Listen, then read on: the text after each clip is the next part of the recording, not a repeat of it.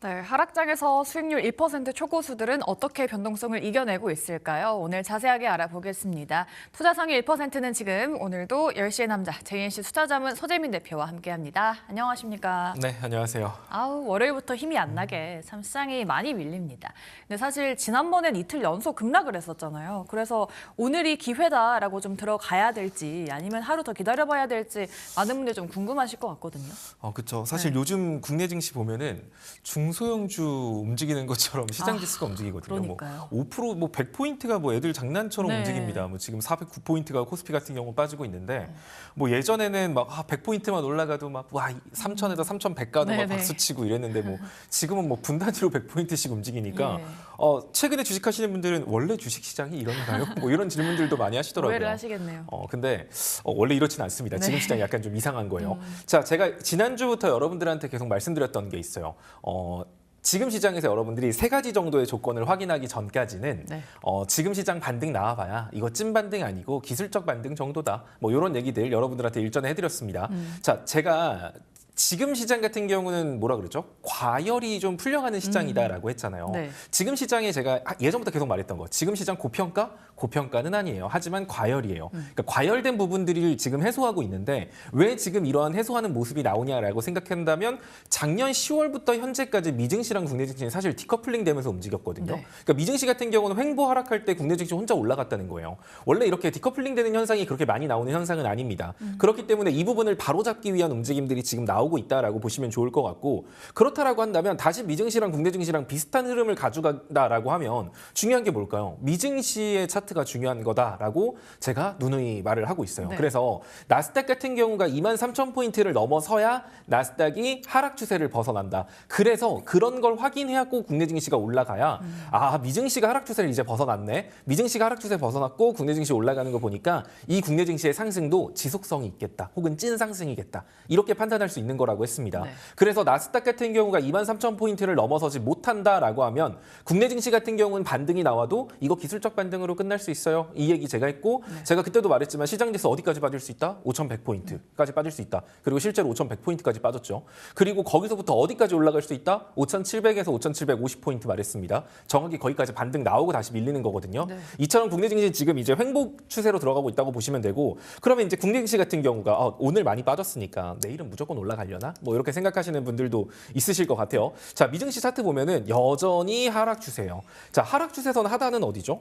지금 미증시로 봤을 때 한 22,000포인트 정도? 그러면 지금 미증시는 상승 추세선, 그러니까 하락 추세선 상단 부근까지만 올라갔다가 지금 밀리고 있는 거라서 이제 오늘 저녁 미증시, 내일 이제 오라클 실적 발표 나오거든요. 여기에 따라서 좀 많이 달라질 것 같기는 한데 나스닥 같은 경우가 만약에 지금 22,000포인트, 만약에 금요일 나스닥 종가가 22,100포인트 이랬으면 오늘 저녁에 나스닥 하락 추세선 하단 딛고 반등 나올 테니까 네. 이제 내일 국내 증시도 올라갈 거예요. 이렇게 말을 했겠지만 아직까지는 조금 애매한 상황이거든요. 그래서 지금 국내 증시가 오늘이 바닥이다? 라고 말하기에는 아직은 조금 애매하다. 왜냐하면 나스닥 같은 경우가 추세선 하단까지 아직 조금 여유가 있는 상황이기 때문에 나스닥이 여기를 딛고 반등이 나오면 국내 증시도 그때 제대로 된 반등 나올 수 있다. 일단 이거 머릿속에 먼저 담아두시면 좋고 네. 그럼 이제 여러분들이 궁금한 건 그거예요. 결국 국내 증시는 어디까지 빠질 수 있을까요? 지금 기회인가요? 기회라고 해서 사기에는 지금 어떻게 현금 싹싹 긁어모아서 사야 될지 아니면 좀 더 기다려봐야 될지 아니면 더 많이 빠질 것 같고 이제 앞으로 끝난 것 같으면 손절이라도 치고 떠나야 될지 이런 거에 대한 고민들을 많이 하실 텐데 맞아요.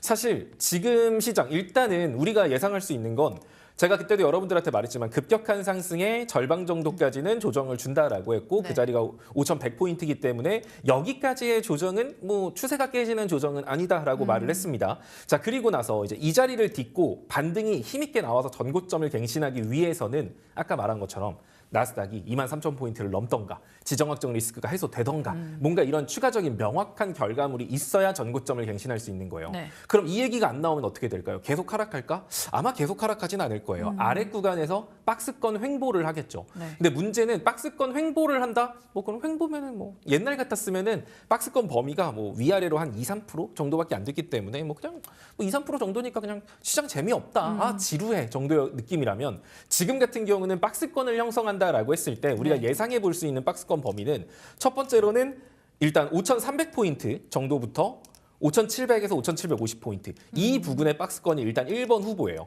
자, 그러면은 지금 박스권 하단 이탈했는데요. 아니요. 오늘 종가 기준으로 봐야겠죠. 네. 만약에 오늘 종가 기준으로 한 5,250에서 5,300포인트 정도까지 위로 올라와 준다라고 하면 앞으로 시장 지수는 5,300부터 한 5,750 요 사이 구간을 반복적으로 움직이겠구나라고 생각해야 돼요. 그럼 이제 그때부터는 여러분들이 무슨 종목 사지? 어떤 종목을 지금 팔아야 되나 더 봐야 되나 이렇게 종목을 볼 게 아니라 시장 지수만 보시고 시장 지수가 5,300에 근접하면 일단 사. 그리고 시장 지수가 5,700 부근에 가까우면 일단 팔아. 이렇게 보는 거예요. 그러니까 여러분들 개별 종목 차트랑 막 어디서 돌아다니는 뉴스 보면서 와 뉴스 정말 좋네 앞으로 더 가겠지 이런 식으로 접근하면 안 된다는 거예요. 네. 박스권 시장에서는 무조건 지수를 기준으로 잡고 시장 지수가 밀릴 자리에서 무조건 기계적으로 종목을 매도해야 돼요. 그 자리 박스권 상단자리는 일단은 5,700에서 5,750포인트를 알 수 있지만 아직까지 박스권 하단 자리가 조금 애매하거든요. 박스권 하단 자리를 5,300포인트 정도로 볼 수도 있을 거고 아니면 전저점 자리가 5,100포인트, 5,100, 5,050, 62포인트 있으니까 여기를 박스권 하단으로 볼 수도 있을 거고 여기 박스권 하단 후보 그리고 60일선도 있잖아요. 그럼 61선까지도 박스권 하단 후보로 볼 수 있어요. 그래서 아직까지는 박스권 하단이 명확하지는 않아요. 그래서 5,300이 박스권 하단이다라고 단언하기는 좀 그렇고 제가 개인적으로 생각하는 저점은 5,100포인트긴 하지만 61선 자리가 한 4,900포인트에 있기 때문에 여기까지도 밀릴 수는 있다. 그러면 사실 현 구간부터는 밀려봐야 요만큼이거든요. 일단 예상되는 범위는 이 정도예요. 이 정도기 때문에 현 구간부터는 여러분들이 사실 공포를 느끼기보다는 네. 현금을 좀 사용하시는 게 전 좋다라고 보여지고요. 그리고 어차피 여기 5,750포인트 갭자리 아직 못 메꿨거든요. 네. 여기까지 어차피 한 번은 가요. 그러면 현 구간부터 해서 그냥 61선까지 여러분들이 좀 각오를 하고 네. 여기서 이제 지금 얼마 없는 현금을 한 2번 정도 쪼개서 신규 진입, 추가 매수 자금으로 활용을 한다 생각하시고 그다음에 그 걸 현금화시키는 자리는 어디? 5,700선 부근. 이 부근 오면 이 구간에서 잡은 거는 현금화시키고 밀리면 사고 이런 식으로 박스권 매매를 반복해야 여러분들이 평단 관리가 안정적으로 돼요. 근데 그냥 단순히 결국엔 지정학적 리스크 지나가면 다시 오를 겁니다. 이 말 듣고 그래 그럼 버티자.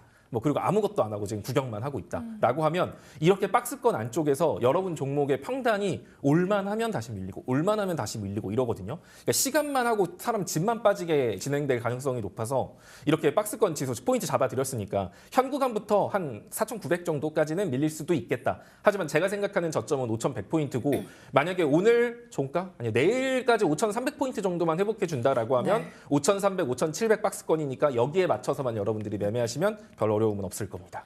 네, 정말 자세한 시장 전략을 좀 만들어 드렸습니다. 좀 박스권 매매가 유효하다 그렇게 좀 보고 계시고요. 앞으로 좀 정고점을 넘지 못한다, 지지선 이탈하지 않는다라고 한다면 횡보가 좀 이어질 것이다라는 점도 염두에 두시면서 대응하시면 좋을 것 같습니다.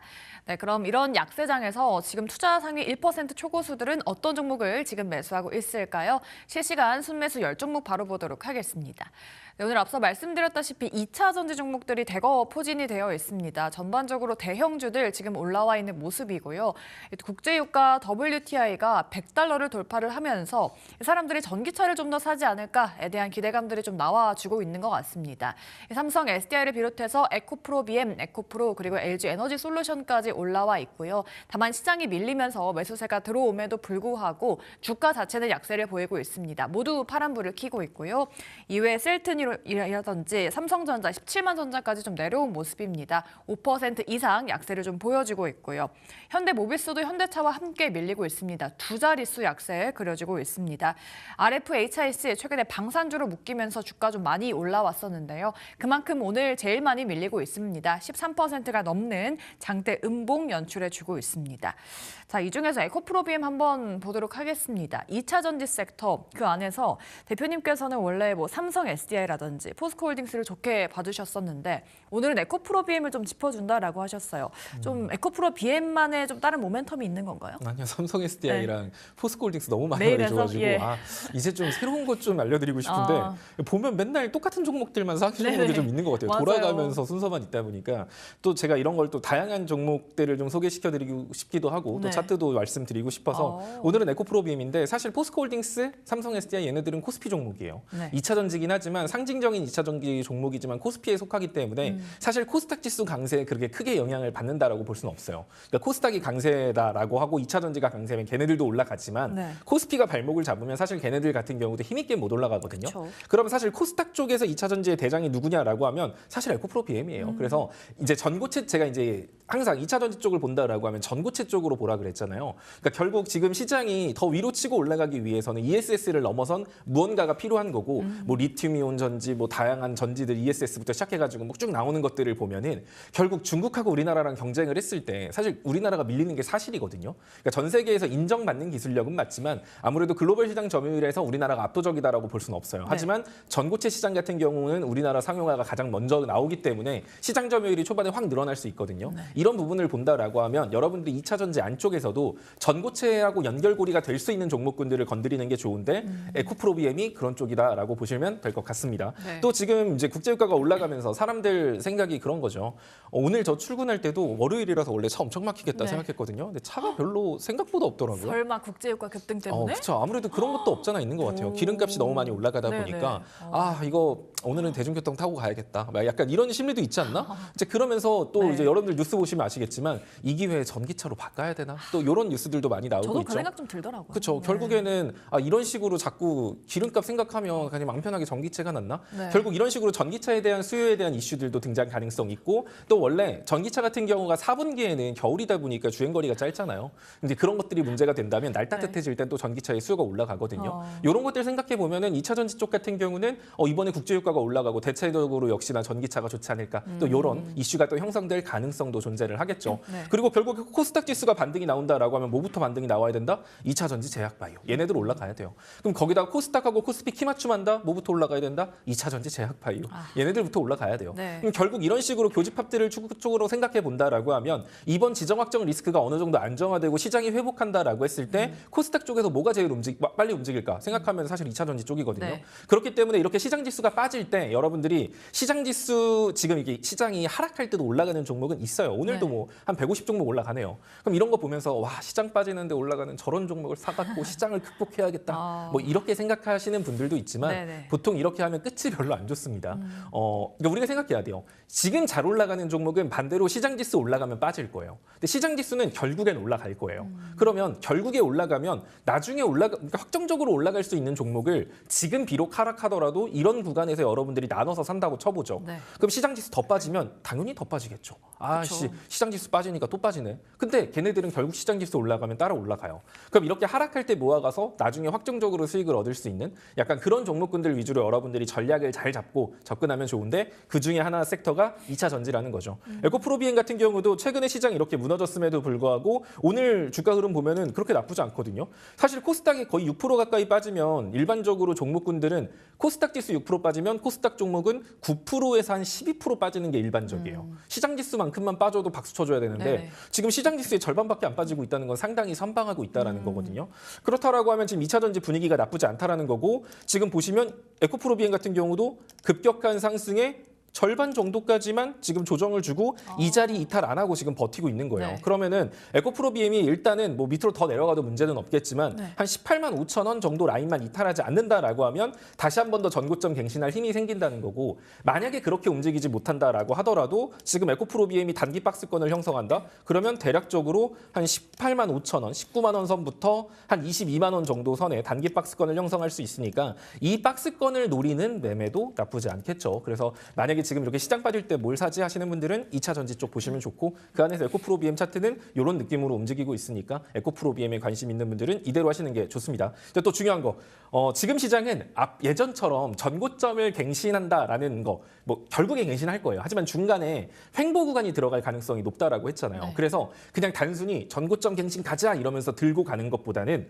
이런 식으로 박스권 범위를 찾은 다음에 여기 안에서 일정 수량 가지고는 사고팔고를 반복하는 게 효율이 훨씬 좋아요. 그냥 마냥 가만히 들고 있으면 계좌가 회복한다. 다시 줄어든다. 회복한다. 네, 줄어든다. 맞아요. 이렇게밖에 구경밖에 못 하거든요. 그래서 이 박스권 아까 제가 말했던 그 코스피 범위 박스권 그리고 2차 전지 안에서의 지금 에코프로비엠 박스권 이런 것들 여러분들이 생각하시면서 박스권 매매로 전략을 좀 바꾸면 지금 같은 시장에서도 꽤나 재미를 보실 수 있을 겁니다. 네, 지수가 많이 밀릴 때 상대적으로 2차 전지 업종 자체는 그렇게 많이 밀리진 않고 있습니다. 그렇기 때문에 조금 긍정적으로 봐도 괜찮겠다라는 코멘트 드렸고요. 에코프로비엠도 상승의 절반 정도 지금 조정을 받고 있기 때문에 앞으로의 반등에 대한 가능성도 있겠다라고 말씀해 주셨습니다. 에코프로비엠에 대한 전략 만들어 드렸고요. 네, 다음으로는 이런 약세장에서 고수들이 매도하고 있는 종목도 알아보겠습니다. 네, 순매도 10가지 종목들 바로 열어보시죠. 네, 오늘장 순매도 올라온 종목들은 제약바이오, 풍력주, 원전주, 그리고 반도체주까지 올라와 있습니다. 오늘장 대부분의 종목들 지금 하락세를 보여주고 있죠. 네, CS 웬드도 지금 하락세 면치 못하고 있고요. 웨이브 일렉트로라는 종목이 처음 올라와 있습니다. 이 종목은 방산주로 좀 묶여있는 종목이죠. 지난주에 거의 상한가 이후에 오늘도 급등하다가 음봉 전환으로 좀 틀어준 모습을 보이고 있고요. 이외에 포스코 인터내셔널만 오늘 강세를 보여주고 있습니다. 중동 전쟁으로 원자재 가격이 올라가면서 인플레이션 방어주로서 주목을 받고 있는 모습입니다. LNG 그리고 팜 같은 업스트림을 운영을 하고 있어서 원자재 가격이 상승한다라고 하면은 판매가 인상 효과를 누리는 종목이다라는 긍정적인 평가들 나와주고 있습니다. 오늘 9% 넘게까지 급등하는 모양새 보여지고 있고요. 이외에 반도체 종목들 삼전닉스 하락과 함께 다 같이 약세해 보이고 있습니다. ISC 그리고 원익 QNC까지 모두 지난 거래 급등 이후에 오늘은 쉬어가는 움직임 보이고 있습니다. 이외에 하나 머티리얼즈까지 오늘은 음봉 보여주는 모습이네요. 자, 이 중에서는 CS 윈드 한번 보도록 하겠습니다. 이 풍력 관련주죠. 일단은 국제 유가 급등을 하면서 이런 대체 에너지 관련주도 함께 좀 주목을 받고 있는 것 같은데 그럼 이게 단기가 아니라 앞으로도 좀 계속해서 주목을 받을 수 있을까요? 이런 친환경 에너지 관련주? 이제 여기서에서도 여러분들이 좀 구분을 잘 하셔야 될 것 같아요. 그러니까 물론 맞아요. 이렇게 유가가 치솟게 되면 네. 사람들 입장에서는 국제 유가의 의존도가 너무 크잖아. 역시 네. 화석 연료에 대한 의존도가 너무 크면 안 좋아. 역시 재생에너지를 만들어야지. 또 네. 지구를 지켜야지. 또 일론 머스크가 태양에다가 아니라 우주에다가 데이터 센터도 짓는다라고 했잖아. 네. 그러니까 이런 것들을 봐야 되지 않을까? 지금 전력 수요 이 막대한 전력 수요를 꼭 유가 원유로만 해결해서는 안 될 것 같아. 이런 얘기들이 나오게 되니까 당연히 지금 재생에너지 쪽이 꼼지락거리고 있기는 한데 그러면 이제 우리가 좀 순서를 정해볼 필요가 있을 것 같아요. 만약에 이제 대체 에너지에 대한 중요성이 높아진다라고 하면 태양광 쪽이 매력이 높을까요? 수소가 높을까? 신재생 쪽이 풍력 쪽이 높을까? 사실 원전 쪽이 제일 높거든요. 그렇죠. 그런 관점이라고 한다면 사실 지금 올라가고 있는 이 풍력이라던가 태양광 쪽 같은 경우는 대체 에너지라는 카테고리 안에서 움직이고 있다. 그럼 대체 에너지라는 거 물론 중요해요. 앞으로 더 중요해질 거예요. 그렇다라고 하면 차라리 이럴 때 원전 쪽이 오히려 더 낫지 않나? 라는 생각이 들거든요. 네. 그런 관점에서 보면은 지금 근데 그렇다면 풍력 쪽은 답이 없나요? 이런 건 아닙니다. 어쨌든 관심은 받고 있는 게 사실이니까요. 차트적으로 본다라고 하더라도 네. 지금 차트적인 관점에서 보시면 이제 거래량 터졌던 시점들을 볼게요. 그러니까 얘가 이제 480선 여기 보라색 선을 넘는 게 해당 종목한테 굉장히 중요했었는데 거래량이 실리면서 지금 이 종목들 거래량 터졌던 시점들을 체크를 쭉 해보면 네. 눈에 띄는 거래량이 실렸던 때의 캔들을 보면 윗꼬리를 안 빼고 장대 양봉을 뺀 상태예요. 그러니까 거래량이 실리면서 올라가면서 매물대에 막혀갖고 윗꼬리 달고 쭉 밀린 게 아니라 거래량이 실린 날에는 상승 흐름을 끝까지 유지하고 장대 양봉을 만들어냈다는 거예요. 그리고 조정을 줄 때 거래량들을 보면은 그렇게 거래량이 크지 않아요. 네. 오늘만 놓고 보더라도 전 거래량이 얼마 안 되는 수준으로 지금 낙폭을 키우고 있거든요. 그럼 뒤에 받쳐주고 있는 거래량이 차곡차곡 쌓이고 있다는 거기 때문에 네. 해당 종목의 차트적 추세는 굉장히 좀 양호하다라고 볼 수 있습니다. 앞서 말한 것처럼 대체 에너지에 대한 관심도 높은 현 시점. 물론 중장기적 관점으로 본다면 저는 원전 쪽이 오히려 더 낫다라고 보고 있기는 하지만 단기적인 이렇게 시장의 불안감 속에서 이렇게 뒷거래량 야금야금 쌓아가면서 차트를 만들고 있기 때문에 네. 해당 종목 같은 경우는 여러분들이 들어간다라고 했을 때 이 480선만 이탈하지 않으면 될 것 같거든요. 네. 그러면 오히려 신규 진입도 가능한 구간인 것 같아요. 47,000원 정도 라인 지지선 잡고 여기서 만약에 올라간다라고 했을 때는 한 전고점 부근 한 56,000원까지도 재차 상승이 가능한 구간이니까 CS 윈드 관심 있는 분들은 이 47,000원 라인만 잘 체크하시면 좋을 것 같습니다. 네. 국제 유가가 초급등하면서 에너지 관련주들 좀 강세가 나와줬었는데요. 풍력 관련주는 원전보단 덜하지만 그래도 주목도가 좀 높은 섹터다라고 좀 말씀을 드려봤습니다. 이 CS 윈드도 가격 전략 만들어 드렸으니까요. 잘 참고하시면서 대응하시면 좋겠습니다. 네, 그럼 다음으로는 주간 종목들 한번 보도록 하겠습니다. 5거래 연속된 순매수 종목들 바로 열어보도록 하죠.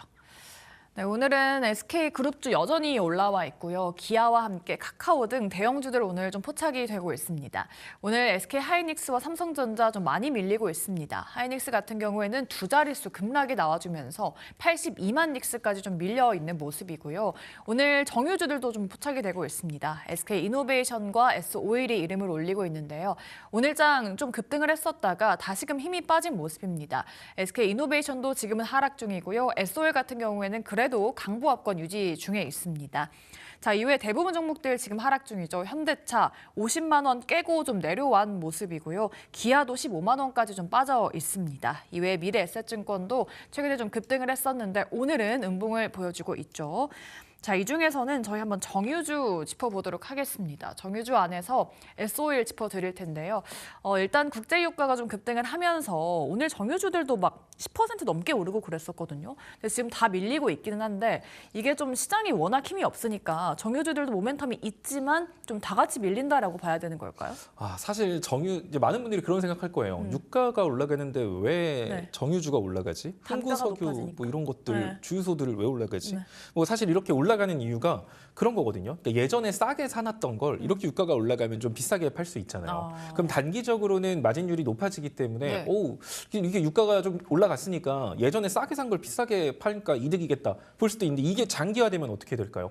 지금 비싸게 사서 나중에 주가가 내려가면 싸게 팔아야 돼요. 팔아야죠. 그러면 사실 유가 관련주 같은 유가가 계속 올라가면 그러니까 유가 관련주들은 계속 올라가지 않을까라는 생각들을 많이 하시는데 네. 사실 정말 이게 장기화됐을 때 정유주들한테도 좋은 얘기는 아니에요. 심지어 수요 자체가 줄어들게 되잖아요. 그러네요. 아무래도 공급 가격이 너무 비싸지게 되면은 오늘 차 끌지 말고 그냥 대중교통 타야겠다. 뭐 네네. 이런 식으로 유가에 대한 수요 자체가 줄어들 수도 있는 부분이기 때문에 유가 관련주를 접근한다라고 하면 사실 지금 시장에서 뭐 올라가는 거, 방산, 유가, 뭐 해운, 솔직히 이런 거밖에 없기는 해요. 근데 네. 얘네들 아마 여러분들이 보시면 아시겠지만 변동성이 너무 크거든요. 그러니까 유가 관련주는 지금 잘 올라가고 있고 지금 잘 버티는 것 같지만 반대로 말하면 시장 반등하면 과연 얘네들이 버틸 수 있을까요? 아마 시장 상승하면 지금 올라가고 있는 유가 관련주의 90% 이상은 빠질걸요. 한 95% 가까이는 빠질 거예요. 그럼 S-오일은 버틸까? 아무래도 S-오일 같은 경우는 우량주라는 점, 또 상법 개정안 수혜부터 뭐 여러 가지 이유들 때문에 어느 정도 방어는 할 수 있겠지만 만약에 실질적으로 시장이 제대로 반등이 나온다라고 하면은 약세를 보일 가능성이 높다라는 거죠. 그래서 사실 저는 지금 시장에서 여러분들한테 말씀드리고 싶은 건 유가 관련주, 지금 방산, 그리고 해운 이런 쪽 지금 시장에서 버티거나 이길 수 있는 종목, 변동성을 활용해서 수익을 볼 수 있는 섹터는 맞거든요. 네. 근데 이런 쪽에 여러분들이 웬만하면은 좀 저는 투자를 차라리 안 하시고 쉬는 게 낫다라고 보는 게 이제 물론 이게 투자가 나쁜 건 아니에요. 사고 팔고 여러분들이 박자감 맞게 잘 하고 딱 일 안 하고 지정학적 리스크 해소되기 전에 딱 멋지게 팔고 그 다음에 많이 빠진 종목 딱 사면 돼요. 이게 사실 말이 쉽지 이게 어렵죠. 이게 어떻게 해요? 교과서적인 말이지. 네. 그러면 사실 이렇게 여러분들이 유연하게 잘 대처하기 힘들다라고 했을 때는 차라리 지금 시장에서 주목을 받거나 지금 시장에서 매력이 높은 종목, 특히 하락장에서 그런 종목들을 여러분들이 주요 포트로 구성하기보다는 차라리 지금 시장 버릴 건 버려요. 그냥 시장이 때리면 어쩌겠어요. 맞아야지. 맞으면서 다음 시장에 올라갈 수 있는 종목군들. 아까 말한 것처럼 차라리 반도체라든가 2차 전지, 시장 지수를 추종해서 움직이는 그런 종목군들 위주로 매매를 하시는 게 좋지 않나 이런 생각이 듭니다. 네, 전쟁 이슈에 정유주들 단기적으로 주목을 받고 있습니다. 다만 전쟁이 좀 장기화된다라고 한다면 정유주에도 물론 안 좋겠죠. S-오일에 대한 전략까지 만들어 드렸습니다. 참고해 보시면 좋을 것 같고요. 네, 그럼 마지막으로 순매도 종목들도 보겠습니다. 5거래 연속된 매도 종목들은요. 네, 오늘장 제약바이오, 로봇주, 그리고 반도체주들이 좀 많이 포착이 되고 있습니다. 다만 주가는 10종목 모두 지금 하락세를 보여주고 있죠. 레인보우 로보틱스 최근에 좀 단기 급등이 있었는데 오늘장 좀 많이 밀리고 있고요. 올릭스는 그나마 좀 버텨주고 있는 종목입니다. 1% 내외의 하락세 그리고 있고요. 뭐 한국항공우주나 스피어 같은 방산주들도 오늘장 함께 좀 밀려주고 있습니다. 이외에 반도체, 소부장주들 많이 올라와 있는데요. 삼전닉스 하락과 함께 다 같이 약세를 그리고 있습니다. 대덕전자, 리노공업, 그리고 주성엔지니어링과 테크윈까지 오늘장 음봉 보여지고 있는 모습이네요. 자, 이 중에서는 로봇주 한번 보겠습니다. 로봇주 안에서 레인보우 로보틱스 항상 좀 짚어주셨었는데 레인보우 로보틱스도 오늘 좀 많이 밀리고 있거든요. 그럼 이 종목은 지금 장에선 좀 어떤 대응이 필요할까요? 일단 지금 시장에서 우리가 생각해야 될 건 지금 그런 거죠. 경기 침체에 대한 우려가 점점 커지고 있는 상태. 네. 거기다 물가 상승. 최근에 이제 지난주에 나온 고용 지표만 놓고 보더라도 고용이 생각보다 나쁘네. 경기 침체 우려 있는 거 아니야라는 그러면서 금리 인하에 대한 가능성도 줄고 물가 상승하면 스태그플레이션에 대한 공포 생기는 거 아니야? 그러면 시장이 뭐에 주목한다 그랬죠? 미래의 돈을 잘 벌고 말고는 네네. 상관없어. 지금 당장 돈을 잘 벌어야 돼. 그러면 이런 분위기 속에서 연결돼서 올라갈 수 있는 건 사실 경기 방어주의 성격을 가진 종목군들이 더 잘 가요. 네. 근데 로봇 같은 경우는 사실 기대감으로 미래의 기대감으로 올라가고 있긴 하지만 실적적인 측면에서 아직 찍힌 게 없거든요. 그렇다 보니까 지금 시장에서 더욱더 취약할 수 있습니다. 제가 일전에 여러분들은 레인보우 로보틱스 같은 경우는 그래도 추세를 지키고 있다라고 하면서 딱 정확히 이렇게 차트를 그려드렸어요. 네. 지금 차트 보면서 그때도 제가 여기서 여러분들한테 여러분들 어차피 여기서 사면은 여기까지 다시 올라갑니다. 추세선 상단. 자, 그리고 추세선 상단까지 왔죠. 그리고 추세선 하단까지 밀렸을 때 또 말했고 추세선 상단 또 왔어요. 그리고 지금 자리 어디죠? 추세선 하단이에요. 그러면 지금 자리는 손절가를 타이트하게 잡고 들어가도 돼요. 단 여기서 만약에 반등 안 나오고 해당 종목이 한 69만 5천 원 라인을 이탈했다. 그랬을 때는 과감하게 잘라야 됩니다. 그러니까 내가 지금 그거를 할 수 있으면 레인보우 로보틱스를 기술적 반등을 노리는 건데 그걸 못하는 분들 같은 경우는 안 사는 게 좋다는 거죠. 아까 말한 것처럼 만약에 이러한 시장 분위기가 길어지면 제일 먼저 두드러 맞을 섹터 중에 하나가 로봇 섹터거든요. 너네는 실적도 아직 잘 나오지도 못하는데 네. 경기 방어주도 아니잖아. 이러면서 여기 미치면 이제 그때부터 너 추세도 깨졌네? 이러면서 약간 두 번, 세 번 더 맞을 수도 있기 때문에 해당 종목 같은 경우는 한 69만 5천 원 정도 라인만 여러분들이 확실히 체크하시고 여기서 기술적 반등 나오면 83만 원 위로 분할 매도한다. 이렇게 생각하시면 좋을 것 같습니다. 네, 오늘 많이 밀리고 있는 레인보우 로보틱스이지만 상승 추세에 있다라고 좀 말씀을 드렸었죠. 그 추세선 지금 하단에 있기 때문에 손절 라인을 좀 타이트하게 잡고 매수하는 방법도 괜찮겠다라는 전략까지 만들어 드려봤습니다. 자, 이렇게 시장 얘기와 함께 종목들 전략까지 좀 만들어 드렸습니다. 시간이 정말 좀 빨리 가는 것 같은데요. 오늘 또 시청자분들께서 이런 장에서는 뭘 사야 되나 고민이 좀 많으시거든요. 이런 비결 좀 어디서 들어볼 수 있을까요? 아래 QR코드 찍고 들어오시면 사실 여기 방송에서도 여러분들한테 다 말씀드렸잖아요. 제가 5,100포인트까지 빠질 수 있다. 거기서는 사야 된다. 그리고 5,700에서 5,750 사이에서는 팔아서 현금을 다시 늘려야 된다. 딱 거기까지 그리고 실제로 거기까지 올라가서 현금 만들 수 있었어요. 그리고 지금까지 밀린 거거든요. 그럼 이런 흐름만 여러분들이 조금만 참고해서 매매를 했다라고 네. 하면 지금 하락했을 때 5,700에서 팔았던 현금을 지금 다시 활용할 수 있는 기회가 생길 수 있겠죠. 설령 여기서 더 빠진다라고 하더라도 위에서 팔고 싸게 잡은 거기 때문에 아무것도 안 한 것보다 훨씬 더 결과가 좋게 흘러갈 거예요. 이런 식으로 어떤 종목을 사느냐가 아니라 지금 시장에서 어떤 전략을 가지고 하는 게 굉장히 중요합니다. 그게 궁금하신 분들은 아래 QR코드 들어오시면 거기서 남겨드리도록 하겠습니다. 네, 시장이 많이 밀리면서 걱정이 좀 많으실 텐데요. 이런 시장 어떤 대응 전략 필요할지 궁금하신 분들은 하단에 있는 QR 타고 들어가시면 되겠습니다. 매일 든든한 시황 올려드리고 있으니까요. 많은 참여 부탁드리도록 할게요. 네, 오늘도 투자상의 1%는 지금 제2투자자문의 소재민 대표와 함께 봤습니다. 대표님 오늘 말씀 고맙습니다. 네, 감사합니다.